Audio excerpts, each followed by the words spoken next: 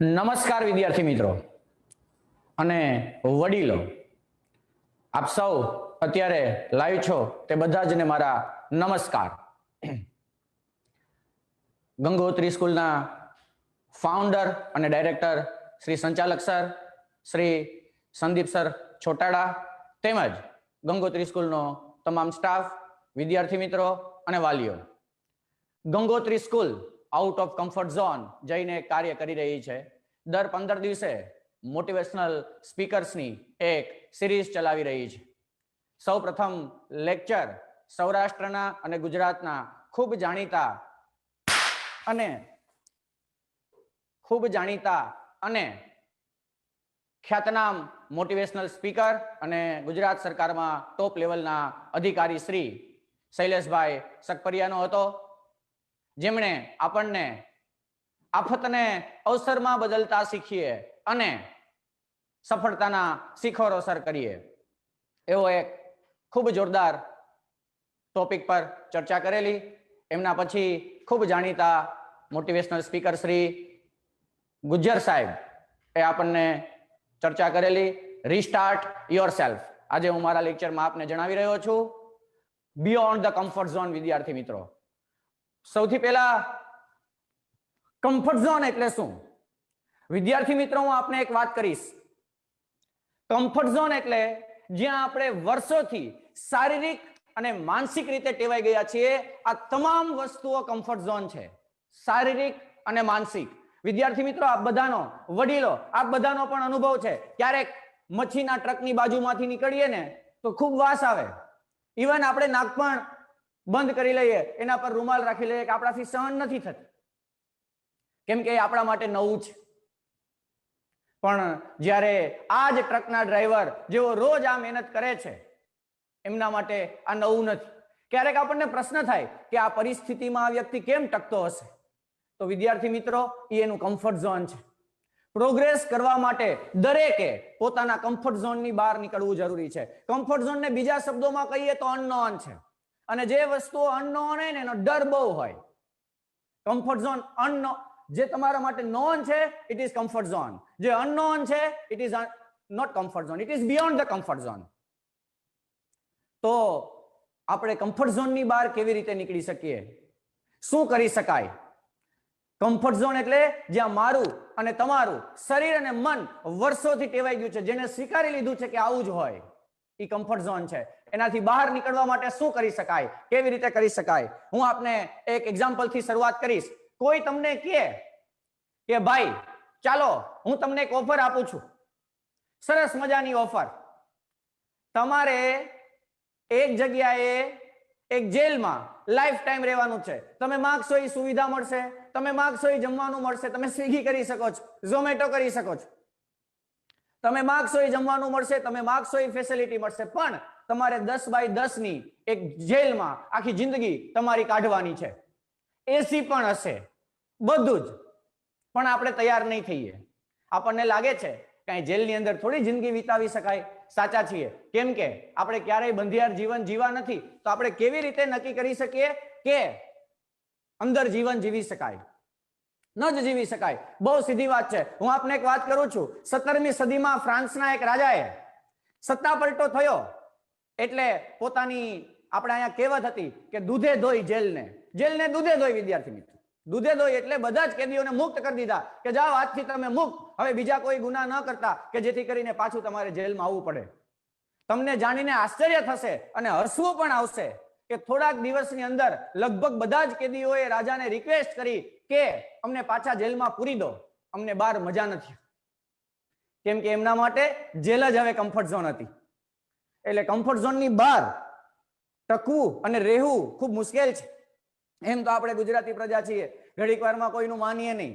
એટલે આજે હું તમને એક વાત કરું, એ તમે કહેશો કે ના સાહેબ અમારા માટે તો એવું નથી. હું તો એમ કહું છું કે શારીરિક રીતે તો છોડો, એની વાત તો આપણે પછી કરશું. માનસિક રીતે પણ આપણે વિચારવામાં પણ કમ્ફર્ટ ઝોનની બહાર મહેનત કરવી પડે છે. આપણે જે કાંઈ પણ વિચારીએ છીએ ને મિત્રો, એ બધું જ કમ્ફર્ટ ઝોનની અંદર વિચારીએ છીએ. બહાર તો વિચારવા માટે પણ મહેનત કરવાની છે. અને જ્યાં સુધી મન બહાર ન જાય કમ્ફર્ટ ઝોનની, શરીર જવાની તો વાત જ નથી. તો હું સૌથી પહેલા આપને માનસિક વાત કરીશ. થિંકિંગ પેટર્ન આપણી થિંકિંગ પેટર્ન પણ કમ્ફર્ટ ઝોન ની અંદરની છે. ચાલો આપણે એક્ઝામ્પલ લઈએ. એક સરસ મજાનું કપલ છે, સરસ મજાનું એકદમ, અને એને કેટલા બધા દિવસે, ખૂબ આજકાલ બધાનું શેડ્યુલ બિઝી જાય છે, તમે લોકો જાણો છો. શેડ્યુલ બિઝી હોય, ભેગું થવું હોય, થઈ ન શકાય. ઘણા બધા દિવસે આ લોકો ભેગા થયા છે અને એને નક્કી કર્યું કે ચાલો આજે કિચનમાં સાથે સમય વિતાવીએ અને કંઈક સરસ મજાનું જમવાનું બનાવીએ. એક સરસ મજાનું કપલ. આપણા બધાનો ઇમેજિનેશન પાવર બહુ મજબૂત છે અને માનવજાત જે કાંઈ પણ છે ને એ ઇમેજિનેશનને કારણે જ છે, અને જેટલી તકલીફ છે ને એ ઇમેજિનેશનના કારણે જ છે. એક સિક્કાની બંને બાજુ છે. મેં આપને એક વાત કરી, આપના મનમાં ચોક્કસ એક સરસ મજાનું ઇમેજિનેશન આવ્યું હશે. મારો કહેવાનો મતલબ આ હતો કે તમે બધાએ કમ્ફર્ટ ઝોનની અંદર વિચાર્યું હશે, જો એક સરસ મજાનું કપલ છે, જમવાનું બનાવે છે, ઘણા બધા દિવસે સમય વિતાવવાનો મોકો મળ્યો છે. This is our thinking pattern. આપણે વિચારીએ કમ્ફર્ટ ઝોનમાં છીએ. શું આવું કપલ ન વિચારી શકાય? આ કપલ નથી, આ એ કપલ જ છે વિદ્યાર્થી મિત્રો. આ પણ કપલ જ છે, પણ આપણી પેટર્નની બહાર છે કે નાના બે બાળકો, કપલ એટલે કોઈ પણ બે નાના બે બાળકો અત્યાર સુધી સ્કૂલમાં બિઝી હતા, પણ હવે લોકડાઉનના કારણે વિદ્યાર્થીઓ, કોઈ કોમ્યુનિટી સૌથી વધુ મોજમાં હોય લોકડાઉનના કારણે તો એ વિદ્યાર્થી મિત્રો છે, તો એમને પણ સમય મળ્યો છે અને કિચનમાં જમવાનું બનાવે છે. મેં એ જ કીધું, બાજુમાં શબ્દો જોવો તમે, એ જ ફરીથી કપલ, કિચન, જમવાનું બનાવે છે, પણ આપણી થિંકિંગ પેટર્ન પણ કેવી હતી? કમ્ફર્ટ ઝોનની અંદરની. જ્યારે થિંકિંગ પેટર્ન કમ્ફર્ટ ઝોનની અંદરની હોય વિદ્યાર્થી મિત્રો, ત્યારે શરીરને બહાર લઈ જવું કેટલું અઘરું પડે, વિચાર કરો. અને અમારા ગુરુજી છે, હું ગુરુકુળનો વિદ્યાર્થી છું, અમારા ગુરુજી છે, વારે વારે કહે છે કે શરીર જેટલું જૂનું એટલી નવી વાત માનવી અઘરી. કેમ કે એટલા વર્ષોથી કમ્ફર્ટ ઝોનમાં છે, કોઈ 30 વર્ષથી, કોઈ 25 વર્ષથી, કોઈ 50 વર્ષથી, કોઈ 70 વર્ષથી. તો બધા માટે કમ્ફર્ટ ઝોનની બહાર વિચારવા માટેનું કાર્ય જો અઘરું હોય વિદ્યાર્થી મિત્રો, તો વિચારો કે શરીરને લઈ જવાનું કાર્ય અઘરું જ હશે. ફરીથી એક આપને વાત કરી રહ્યો છું. આ શું છે? સિમ્પલ. તમે કહેશો સર એબીસી, એબીસી જ છે. આ શું છે? તમે કહેશો 11 12 13. તમે જુઓ, જ્યાં સુધી એ અને સી ની વચ્ચે બી હતો ત્યાં સુધી બી હતો, સેમ ટુ સેમ. આ 12 અને 14 ની વચ્ચે 13 દેખાઈ રહ્યો છે. 12 અને 14 ની વચ્ચે શું છે? 13. એનું મૂલ્ય ફરી ગયું. જ્યારે તમે ઝોન ફેરવો છો ત્યારે તમારું મૂલ્ય ફરી જાય છે. જ્યારે એ અને સી ની વચ્ચે હતો ત્યારે બી હતો, 12 અને 14 ની વચ્ચે છે ત્યારે એ 13 છે. અને હવે વિદ્યાર્થી મિત્રો KFC અને પિઝા હટ ની વચ્ચે છે ત્યારે એ મેકડોનાલ્ડ છે. જનરલ સેન્સમાં તો લોકો 60 રિટાયર્ડ થઈ જતા હોય છે. કોઈ પણ વ્યક્તિને પૂછશો તો તમને રિટાયરમેન્ટ પછીના પ્લાન ઘણા બધા બતાવશે. રિટાયરમેન્ટ કે બાદ દુનિયા દેખેંગે પ્લાન, સારો પ્લાન છે. પણ વિદ્યાર્થી મિત્રો, જે ઉંમરે રિટાયર્ડ થવાનું હતું એ ઉંમરે KFC ના માલિકે કંપની ચાલુ કરવાનું વિચાર્યું. અને મારી પાસે 2019 નો ડેટા છે. 2019 માં KFC ની 24104 24,104 રેસ્ટોરાં હતી વર્લ્ડ વાઇડ. જે ઉંમરે રિટાયર થઈ જવું જોઈએ, જે ઉંમરે આમ જનતા રિટાયર થવાનું વિચારે છે અને એમ વિચારે છે કે હવે શરીરમાં શક્તિ નથી બચી, જેટલો સમય બચ્યો છે ચાલો એન્જોય કરીએ, ત્યારે KFC ના માલિકે નવો બિઝનેસ સ્ટાર્ટ કરવાનું વિચાર્યું. શું આઉટ ઓફ કમ્ફર્ટ ઝોન નહોતું? Yes, obviously it was out of the comfort zone. પણ એવું વિચારવું એ મહેનત માંગી લે છે. અશક્ય કાંઈ જ નથી. ભારતમાં આનાથી મોટું એક્ઝામ્પલ શું હોય વિદ્યાર્થી મિત્રો? મારા અને તમારા આખી ભારતીય સંસ્કૃતિના, ભારતીય સંસ્કૃતિ જેના પર ઊભી છે એવા આધાર સ્તંભ ભગવાન રામ. ભગવાન રામ તો આપણે એમને ભગવાન રામ તરીકે ઓળખીએ છીએ. વિદ્યાર્થી મિત્રો, એનો જન્મ ભગવાન રામ તરીકે નહોતો થયો. રામાયણમાંથી શું શીખવાનું છે? ભગવાન રામ તરીકે નહોતા જન્મા. ભગવાન રામ જન્મા હતા રાજકુમાર રામ તરીકે. જ્યાં સુધી અયોધ્યામાં હતા એ રાજકુમાર રામ હતા. જ્યાં સુધી અયોધ્યામાં હતા ત્યાં સુધી વિદ્યાર્થી મિત્રો એ રાજકુમાર રામ હતા. એમને કેવી ફેસિલિટી મળે કે રાજાના છોકરાને, પ્રિન્સને ફેસિલિટીની શું કમી હોય? તમામ પ્રકારની ફેસિલિટી, નોકર ચાકર અને જે માગે એ જમવાનું મળે. ત્યારે ઈ રાજકુમાર રામ હતા, ભગવાન રામ નહોતા. પણ એક વખત ભગવાન રામે પોતાના તમામ વસ્ત્રો જે રાજકીય વ્યક્તિને શોભે, જે રાજાના છોકરાને શોભે, ઉતારી અને વલકલ પહેર્યા, વનમાં ગયા, ગંગાના એક કિનારેથી ગયા રાજકુમાર રામ અને બીજા કિનારે ભગવાન રામ થઈને ઉતર્યા, કેમ કે કમ્ફર્ટ ઝોન ની બહાર ગયા હતા. So life begins at the end of comfort zone. ત્યાંથી તો લાઈફની શરૂઆત થાય છે. જેને ક્યારેય લાઈફમાં મુસીબતનો સામનો જ નથી કર્યો એને કેમ ખબર પડે કે જિંદગી કેટલી બ્યુટીફુલ છે, માનવ શરીરની તાકાત કેટલી છે, માનવના વિચારોની તાકાત કેટલી છે. જબ ઠોક ઠોક જબ ઠમ ઠોક ઠેલતા હે નર પથ્થર કે હે જાતે પાંવ ઉખડ. બહુ તાકાતવાન પંક્તિ છે કવિ શ્રી રામધારીસિંહ દિનકરની. વિદ્યાર્થી મિત્રો, ગંગાના એક કિનારે રાજકુમાર રામ જાય અને બીજા કિનારે ઉતરે ત્યારે ભગવાન રામ ઉતરે છે. એમને પણ જો લોકોનું કલ્યાણ કરવું હોય, એમને પણ જો અનસુયાનું કલ્યાણ કરવું હોય, એમને પણ જો કંઈક સારું કામ કરવું હોય તો એમને પણ આઉટ ઓફ કમ્ફર્ટ ઝોન જવું જોશે. વિદ્યાર્થી મિત્રો, આ જ ભારતીય સંસ્કૃતિની આધારશિલા છે. આપણે આમના જ વંશજો છીએ, આમના જ સંતાનો છીએ. એકવાર આઉટ ઓફ કમ્ફર્ટ ઝોન જવું જોશે, એ રોતા રોતા નહીં. આઉટ ઓફ કમ્ફર્ટ ઝોન જવા માટે વિદ્યાર્થી મિત્રો બે કન્ડિશન છે. એક તો પરાણે જઈ શકાય, જવું જ પડે, ઓપ્શન જ નથી, જવું જ પડે. અને બીજું છે પ્રેમપૂર્વક જઈ શકાય. અમે તો ફક્ત મોજ ખાતર ઉઠાવી હતી મુસીબતો, અમારી અદાથી સફર કોણ કરશે. ખાલી મોજ ખાતર. હું એક આપને વાત કરી રહ્યો છું. એક રાજા હતા, એમણે બે સરસ મજાના બચ્ચા, ઈગલના બે બચ્ચા મળ્યા અને કીધું કે આને ટ્રેન કરો. તો સારામાં સારા ટ્રેનરને બોલાવવામાં આવ્યા, ખૂબ સારી ટ્રેનિંગ આપવામાં આવી. થોડાક દિવસના અંતે, 2-3 મહિનાના અંતે એમની પાસે પેલા ટ્રેનર આવે છે અને કહે છે કે એક બાજ જબરજસ્ત ઉડાન ભરી રહ્યું છે, જબરજસ્ત, આપ જોઈ લો, આપના આદેશ મુજબ કામ કરશે, આપના ઈશારે કામ કરશે. પણ બીજું છે ને એ ઉડતું નથી. સારામાં સારા વ્યક્તિને બોલાવવામાં આવ્યા, સારામાં સારા ટ્રેનર. રાજાએ જાહેરાત કરી કે જે આને ઉડતું કરી દેશે ને એને મોં માગ્યું ઇનામ આપવામાં આવશે. બીજું તો જબરજસ્ત ઉડી રહ્યું છે, આપ જોઈ રહ્યા છો સ્ક્રીન પર, જબરજસ્ત ઉડી રહ્યું છે. બીજું બે સાથે જ ટ્રેનિંગ ચાલુ કરવામાં આવી. એકે જબરજસ્ત ઉડાન ચાલુ કરી દીધી અને બીજું ઉડવાનું નામ ન લે. ઘણા બધા લોકોને કોશિશ કરવામાં આવી, સારામાં સારા વિચારકો, સારામાં સારા ટ્રેનર્સ, સારામાં સારા પક્ષીઓની જે માહિતી ધરાવતા એવા તમામ પ્રકારના લોકોને બોલાવવામાં આવ્યા. પણ લોચો શું થયો? તમામ પ્રકારના લોકોએ કોશિશ કરી. વાત પહોંચતી એકની ખેડૂત પાસે પહોંચી ગઈ કે રાજાએ તો આવી જાહેરાત કરી છે. તો રાજા પાસે જઈ અને ખેડૂતે કીધું, નામદાર, હું આ કામ કરી શકું એમ છું? તો કે એમ, અત્યાર સુધી કોઈ નથી કરી શક્યું. તો કે હા, કરી દઈશ, મોં માગ્યું ઇનામ આપશો ને? કે હા. 15 દિવસ પછી રાજા ગયા કે જાઓ, જોતા હોય ઉડે છે. રાજા આશ્ચર્યચકિત થઈ ગયા, બધા જ ટ્રેનર્સ પણ આશ્ચર્યચકિત થઈ ગયા કે જેનામાં અમે તમામ પ્રકારની તાકાત લગાવી દીધી હતી એ ઉડતું ન થયું ને તારાથી ઉડતું થઈ ગયું. ગજબ કહેવાય યાર, તું તો અભણ છો. અમે બધી તાકાત લગાવી ત્યારે તું ઉડતો નતો થયો, એ પક્ષી હવે ઉડતો થઈ ગયો. બધા જોવા ગયા અને જોવા ગયા તો ખરેખર પક્ષી ઉડતું હતું. રાજાએ ઇનામ આપ્યું અને કીધું કે ભાઈ ખેડૂત, તે આ શું કર્યું? કેમ આવું થયું? તો કે સાહેબ, નામદાર, મેં એક જ કામ કર્યું છે. શું? જે ડાળી ઉપર બેસતું હતું ને, જે ડાળીથી એને કમ્ફર્ટ ઝોન લાગી ગયું હતું ને, એ ડાળી, એ વસ્તુ મેં કાપી નાખી. તો કમ્ફર્ટ ઝોનની બહાર જવું હવે જરૂરી છે. તો ભગવાન જ્યારે પણ તમને કોઈ મુસીબત આપે છે, તમારી ડાળીઓ કાપી નાખે છે, ત્યારે તમારી લેવાની જરૂર છે કે આ શક્તિશાળી માણસ કમ્ફર્ટ ઝોનની બહાર જાત જ નહીં જો મુસીબત આવી ન હોત. મુસીબત આવવાનું રીઝન શું છે? ખેડૂત જેવું છે. ભગવાન બધી ટ્રાય કરે, સમજાવવા શિક્ષકોને મોકલે, માતા પિતાને મોકલે, સારામાં સારા તમારા મિત્રોને મોકલે, બધાને સમજાવવા મોકલે. પણ કોઈક પક્ષીઓ એવા હોય જે પેલા બાજની જેમ સમજથી જ ઉડવાનું ચાલુ કરી દે. બાય વિલ, બાય ફોર્સ અને બાય વિલ. કેટલાક મનથી ઉડે છે, કેટલાક જરૂરતથી ઉડે છે.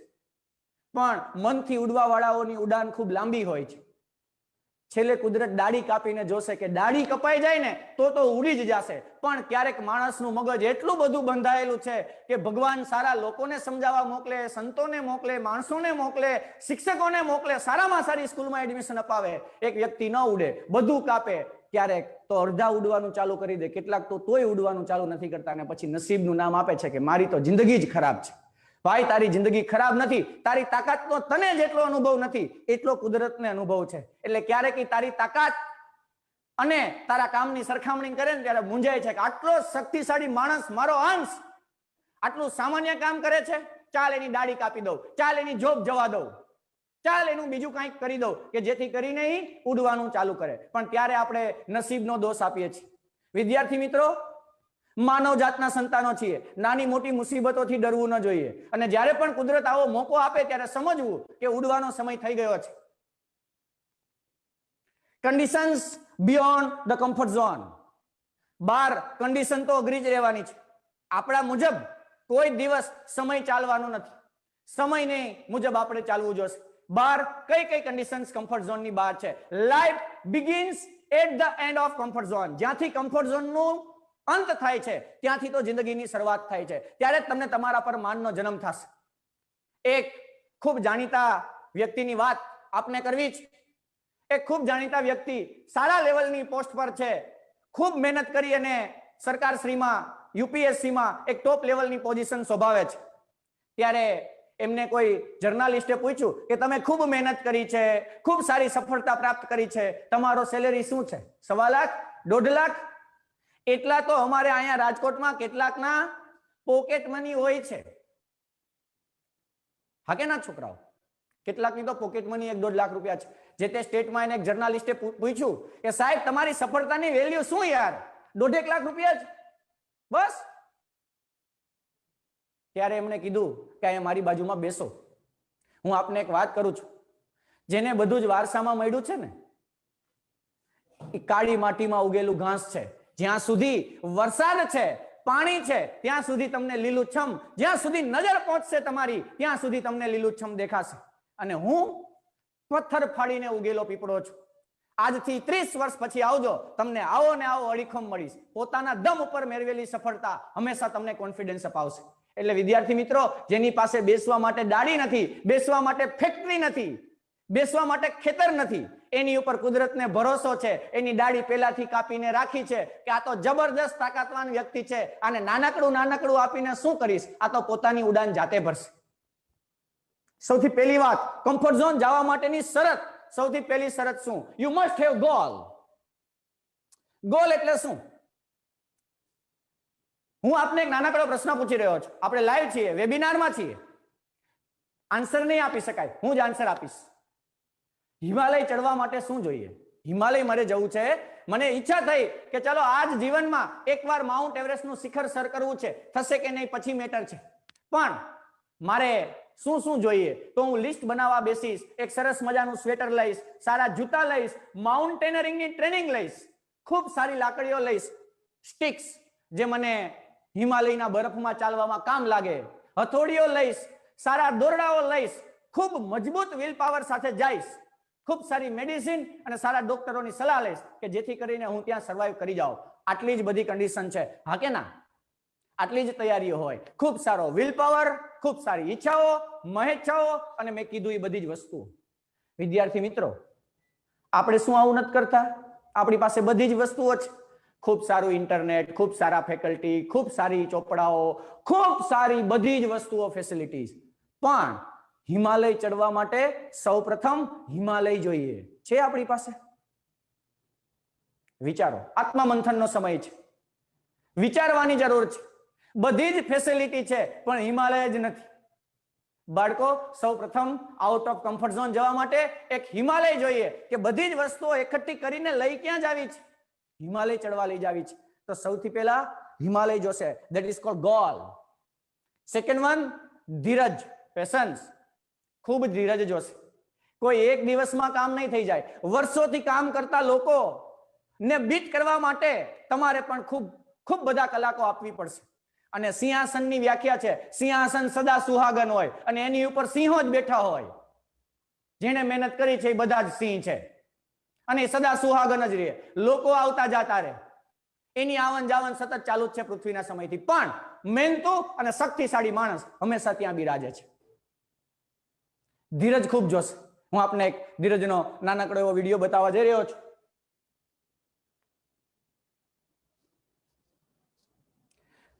આપ જોજો ખૂબ નિરાંતપૂર્વક, કેમ કે આપણી ધીરજ પણ જોવા માટે પણ ક્યારેક ખૂટતી હોય છે. નાનકડા ડકલિંગ્સ છે અને ઉપર છે એ એમની મધર છે.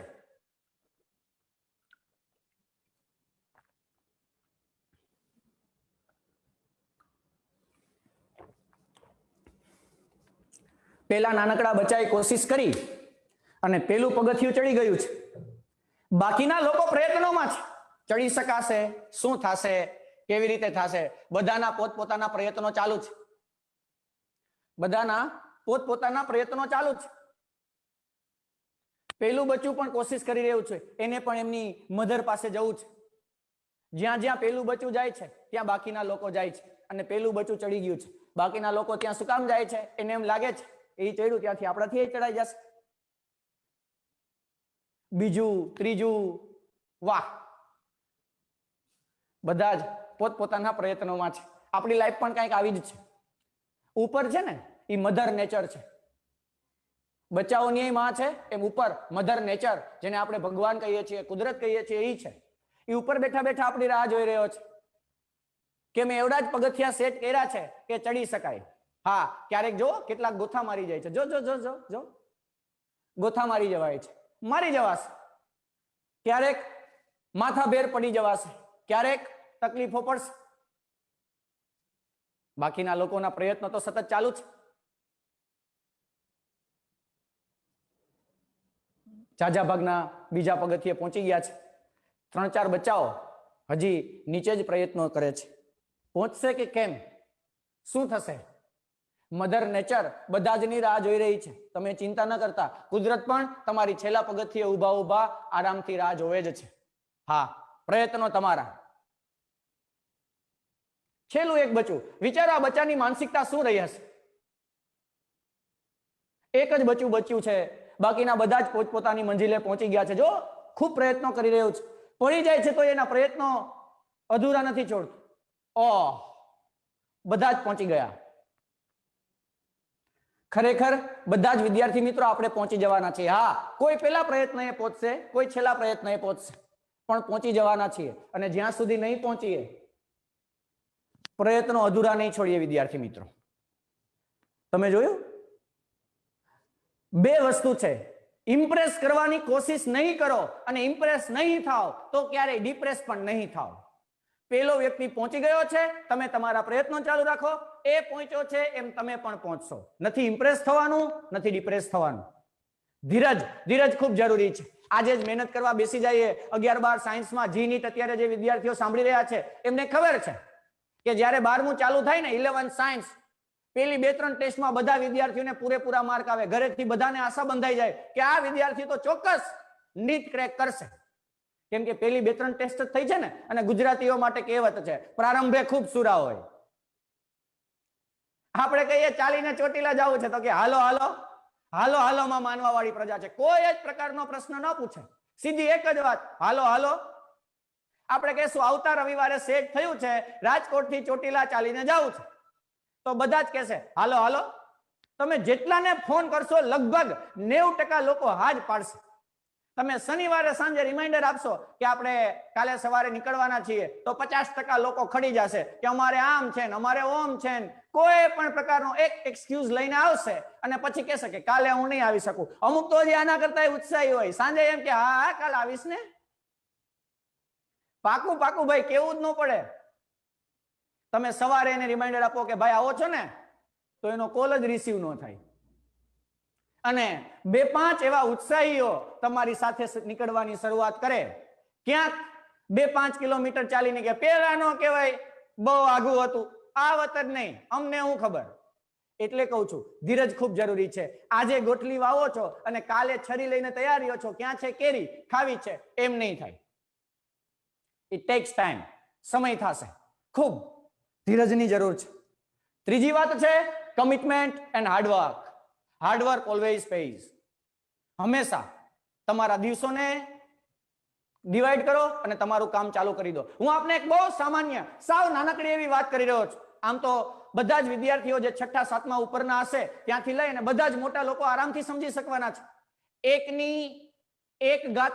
થાય, 1 to the power 1 1 થાય, 1 to the power 20 1 થાય, અને 1 to the power 1000 1 જ થાય. 1 ની 1 ઘાત, 1 ની 10 ઘાત કરો કે 1 ની 1000 ઘાત કરો, એક જ રહેવાનું છે. પણ વિદ્યાર્થી મિત્રો 1.01 રોજ તમારામાં 100મા ભાગનો સુધારો કરો, તમારા ગોલના 100મા ભાગનો સુધારો કરો. અને 1 ની 365 ઘાત એક જ થાય. 365 દિવસ સુધી જેવા છો એવા રહ્યો તો છેલ્લે જવાબ એક જ આવે. એટલે કેટલાક લોકો ભણવાની શરૂઆત કરે એ ત્યારે એક જ હોય, કોલેજની શરૂઆત કરે ત્યારે એમ જ હોય, અને કેરિયરની શરૂઆત કરે ત્યારે એમ જ હોય, કેરિયર પૂરી કરે ત્યારે એમ જ હોય. કેમ કે 1 ની ગમે એટલી ઘાત કરો એક જ થાય. પણ કેટલાક ઝીણો સુધારો સતત કર્યા કરે છે. એ ઝીણો સુધારો છે ને એ જ તમને ટોપ પર પહોંચાડવાનો છે. બાકી 1 ની તમે ગમે એટલી ઘાત કરો, 1 લાખ દિવસે આ પૃથ્વી ઉપર જીવી જાવ ને તોય છેલ્લે તો એ એક જ, જેવું હતું એવું જ રહેવાનું છે. જૈસે આયે થે વૈસે જાયેંગે. પણ કેટલાક નાનો સુધારો કરે. 1.01 ની 365 ઘાત કરો. વર્ષમાં 365 દિવસ હોય છે.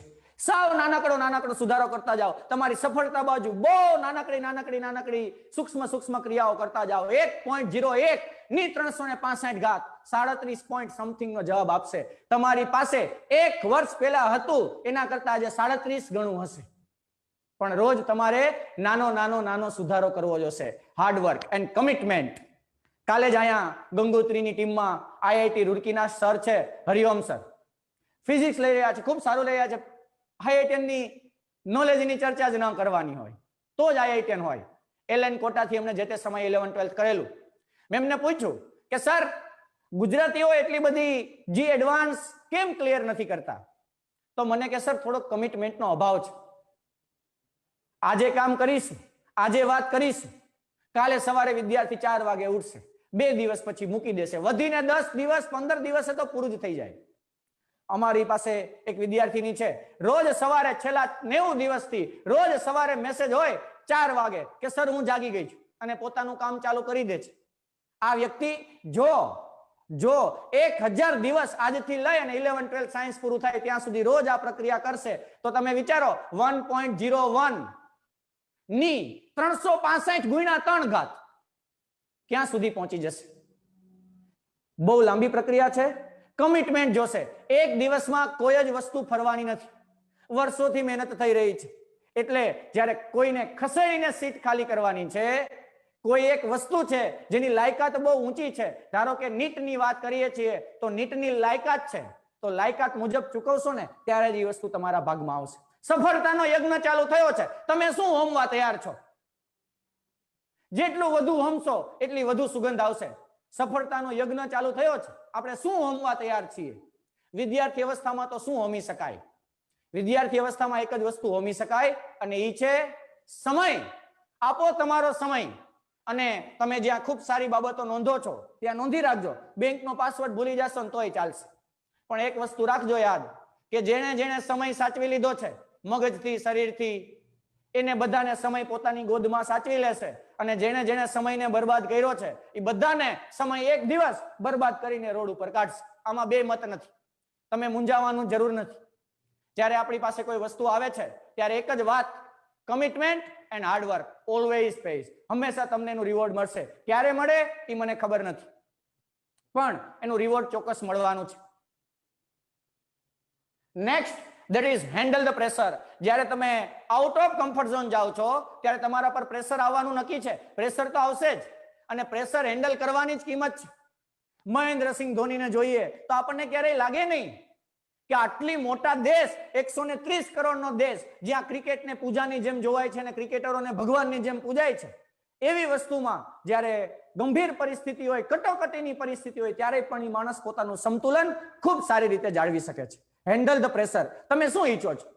કલેક્ટર લેવલની એક્ઝામ પાસ કરે માણસ અને જિલ્લા મેજિસ્ટ્રેટ થઈને આવે, અથવા કોઈ ટોપ લેવલની એક્ઝામ ક્રેક કરીને આવે અને જિલ્લામાં દંગાઓ થાય, અથવા પૂર આવે, અથવા ક્યાંય આગજનીની ઘટનાઓ બને, તો એ શું ડિપ્રેસ થઈને બેસી જાય? એવા કલેક્ટર સાહેબ જોઈએ છે તમારે? શું એવા વ્યક્તિઓ જોઈએ છે કે જ્યાં ક્યાંય જિલ્લામાં દંગા થાય તો એ ઘરે જઈને કે મમ્મી હવે શું કરું? નહીં. જેટલી મોટી પોસ્ટ, જેટલું મોટું વિસ્તાર, એટલું મોટું પ્રેશર. અને કુદરતની બહુ સાચી સમજણ છે, એને આપણે ન માપી શકીએ, પણ એ લોકોને એટલું જ પ્રેશર આપે છે જેટલું એ સહન કરી શકે. હાથીને હાથીના લેવલનું આપે ને કીડીને કીડીના લેવલનું પ્રેશર આપે. એટલે જ્યારે તમારા પર પ્રેશર આવવાની શરૂઆત થાય ત્યારે વિચારવું કે જો પ્રેશર મોટું હશે તો મારું કદય મોટું જ રહેવાનું છે. બાકી કુદરત બહુ સ્માર્ટ છે. મને કુદરતની એક વાતમાં બહુ મોટો ભરોસો છે, જેના કારણે હું એજ્યુકેશન સિસ્ટમમાં છું. કુદરત ક્યારેય હેતુ વગર બાળકનું સર્જન કરે જ નહીં. કુદરત ક્યારેય હેતુ વગર બાળકનું સર્જન કરે જ નહીં. Handle the pressure. Pressure handle કરવું જ હશે. યુદ્ધની પરિસ્થિતિ હોય, આપણને ખબર છે ચાઇનાની બોર્ડરે બહુ ગંભીર પરિસ્થિતિ હોય ત્યારે શું જવાનો પાછા આવી જાય? શું એમની પાસે શક્યતા નથી કે ઘરે આવી જાય? આવી જાય. મોદીજી સુઈ જાય, હા ખડા કાન કરી દે? નહીં. જેટલી મોટી પોસ્ટ એટલું મોટું પ્રેશર. Handle the pressure. અને એકવાર પ્રેશર હેન્ડલ કરી જાઓ, દુનિયાને એ જ જોઈ છે કે કોણ કેટલું પ્રેશર હેન્ડલ કરી શકે છે. અને જ્યારે ખૂબ પ્રેશર મળે, તાપમાન મળે, ત્યારે સાયન્સના વિદ્યાર્થીઓને ખબર છે કે ગ્રેફાઇટ હીરો થઈ જાય. 3 વસ્તુ જોઈએ ગ્રેફાઇટને હીરોમાં કન્વર્ટ કરવા માટે: સમય, તાપમાન અને દબાણ. Time, pressure and temperature. આ 3 વસ્તુઓ હશે. સમય કાર્બનને પણ હીરામાં ફેરવી નાખશે. હેન્ડલ ધ પ્રેશર વેલ. કોઈ જ વસ્તુથી ફાટી નહીં પડવાનું. ગમે એટલી ખરાબ પરિસ્થિતિ કેમ નથી આવી જતી, એક નબળો વિચાર ન થવો જોઈએ. બધાને આશ્વાસન આપી દો કે જિંદગીમાં કાંઈ પણ થઈ જાય, હું સુસાઇડ નથી કરવાનું. તમે મને આઈઆઈટી જીનીટમાં મૂકી દો, યુપીએસસીમાં મૂકી દો, જીપીએસસીમાં મૂકી દો, પરિસ્થિતિઓ ગંભીર થવાની છે, મને ખબર છે. અમે તો ફક્ત મોજ ખાતર ઉઠાવી હતી મુસીબતો. અમારી અદાથી સફર કોણ કરશે? પ્રેશર આવવાનું છે, હું હેન્ડલ કરી લઈશ, તમે ચિંતા ન કરતા. અને બધાને કયો, ખાસ કરીને માતા પિતાને જેની સાથે તમારી લાગણીઓ જોડાયેલી છે, નજીકના સ્વજનો જેની સાથે તમારી લાગણી જોડાયેલી છે, તમારા મિત્રો, તમારા શુભ ચિંતકો, કે તમે ચિંતા ન કરો. ગમે એટલું પ્રેશર આવશે, સુસાઇડ ન કરું, ચિંતા ન કરતા. આરામથી ઘરે જઈને સુઈ જાઓ. કાલે નવો દિવસ ઉગશે અને હું કંઈક નવું કરીશ. Don't worry at all. Spirituality will help you. Bharat તો એમાંય ધર્મનો દેશ છે વિદ્યાર્થી મિત્રો, અને આપણે બધા ધાર્મિક પરિવારના વ્યક્તિઓ છીએ. પણ આપણે ક્યાંક ધર્મની વ્યાખ્યા સમજવામાં ક્યાંક મને લાગે છે કે ક્યાંક મિસઅન્ડરસ્ટેન્ડિંગ થયું હશે. થયું છે એમ નથી કહેતો, થયું હશે. એ કહેવા માટે તો હું ખૂબ નાનો છું, પણ ક્યાંક થયું હશે કે ભગવાન મારું મેથ્સ હેન્ડલ કરી લેજે, હું ચાલીને દ્વારિકા આવીશ. તમે જોવો, ભગવાનને ને અર્જુનને 1 મીટરનું છેટું નથી. ભગવાનને અને અર્જુનને 1 મીટરનું છેટું નથી. અને ક્યાંય આજ સુધીમાં તમે ગીતામાં વાંચ્યું હોય તો કયો કે અર્જુને ભગવાનને પ્રાર્થના કરી કે ભગવાન હું હાલીને દ્વારકા આવીશ, આ યુદ્ધ તું સંભાળી લે. એવું નહીં થાય. ભગવાન તમારી સાથે છે એનો મતલબ એટલો જ છે, દુનિયાની કોઈ તાકાત તમને હરાવી નહીં શકે, દુનિયાની કોઈ તાકાત તમારા જહાજને ડૂબાડી નહીં શકે. પણ ભગવાને ક્યાંય એવું કીધું નથી કે તમારી સામે મુસીબતો નહીં આવે. મુસીબતો તો આવશે જ. સ્પિરિચ્યુઆલિટીનો મતલબ શું છે? એ ભગવાન એવી પીઠ દેજે કે તારા દ્વારા આપેલી તમામ વસ્તુઓ હું પ્રસાદીની જેમ સ્વીકારી શકું. જ્યારે સુખ પ્રસાદીની જેમ સ્વીકાર્યું છે તો દુઃખ તારી પ્રસાદીની જેમ જ સ્વીકારીશ. જા, પણ તું હંમેશા મારી ભેગો રહેજે. હું સાચા કામ કરું ને ત્યારે મારા સપોર્ટમાં રહેજે. સ્પિરિચ્યુઆલિટીનો ખાલી મતલબ આટલો જ છે. અને રોજ સવારે ભગવાનને શીશ નમાવીને નીકળવું કે ભગવાન મારું કર્મ કરવા જાઉં છું, તું ઈચ્છીશ તો સાંજે મંદિરમાં મળીશ, અને જો તારી ઈચ્છા હશે તો સીધો તને મળીશ, બાકી વચ્ચે મારું કર્મ કરીશ. ક્યાંય જ તને એવી પ્રાર્થના નહીં કરું કે મારા બદલે તું કરી લેજે. માનતાઓનો મતલબ ખાલી એટલો જ છે કે તમને ભગવાનમાં શ્રદ્ધા છે, વિશ્વાસ છે કે ભગવાન તું મારી સાથે છો. મારી વિરુદ્ધમાં કોણ કોણ હોય એનાથી મને ફરક નથી પડતો, મારી સાથે કૃષ્ણ છે એટલું જ મારે જોઈએ છે. પણ કૃષ્ણ તમારી બદલે લડશે નહીં. કૃષ્ણ ખાલી રણસિંગુ જ ફૂંકશે, શંખ જ ફૂંકશે. શંખ ફૂંકાય જિંદગીનો, અને મુસીબતો ચાલુ થાય એટલે સમજી લેવાનું કૃષ્ણએ શંખ વગાડ્યો છે અને અર્જુન બનવાનો સમય આવી ચૂક્યો છે.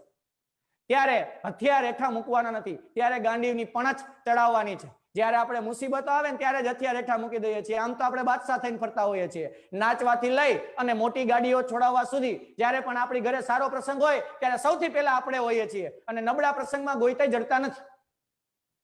જ્યારે પણ જિંદગી મોકો આપે ત્યારે સાબિત કરી દેવું કે એક માણસ જે ભગવાનનો અંશ અહમ બ્રહ્માસ્મિ પૃથ્વી ઉપર હતો, જેને ક્યારેય ઘૂંટણિયા ટેકવા નથી.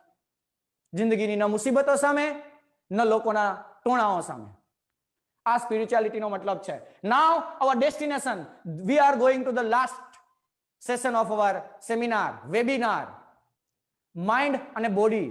વિદ્યાર્થી મિત્રો, દુનિયામાં 4 જ વસ્તુઓ છે, માઇન્ડ અને બોડીની કોમ્બિનેશન. પહેલી અવસ્થા છે માઇન્ડ એ સપોર્ટ ન કરે, બોડી એ સપોર્ટ ન કરે. ન મગજથી કામ કરે કોઈ વ્યક્તિ, ન શરીરથી કામ કરે. આ બધા જ વ્યક્તિઓ આળસુ છે. નથી એનાથી કાંઈ થવાનું. ન મગજથી કામ કરે, ન શરીરથી કામ કરે, ઘરે આરામ કરે, જેને આપણે આળસુઓ કહીએ છીએ. પહેલું કોમ્બિનેશન, મગજે કામ નથી આપતું, શરીરે કામ નથી આપતું. બીજું કોમ્બિનેશન, મગજ કામ આપે, શરીર કામ ના આપે. આ બધા ખૂબ સારા માલિકો બનવાના છે. શરીરથી ખૂબ ઓછું કામ કરી રહ્યા છે, મગજથી ખૂબ સારું કામ કરી રહ્યા છે, ખૂબ સારા માલિકો બનવાના છે. ત્રીજું કોમ્બિનેશન, શરીર કામ આપે પણ મગજ સાથ ના આપે. આ બધા ખૂબ સારી રીતે મજૂરી કરી રહ્યા છે. શરીરથી રોજ સ્વીકારી લેવાનું કે હું તો મજૂર છું, એ જ કમ્ફર્ટ ઝોન છે. શરીર કામ આપશે, મગજ સપોર્ટ નહીં કરે. અને વિદ્યાર્થી મિત્રો, ચોથી અવસ્થા છે આપણી ડેસ્ટિનેશન. જે મેં લખ્યું ને ડેસ્ટિનેશન, એ આપણી ચોથી અવસ્થા છે. જેટલો સપોર્ટ શરીર કરે એટલો જ સપોર્ટ મન કરે. પણ આ કામ બહુ અઘરું છે.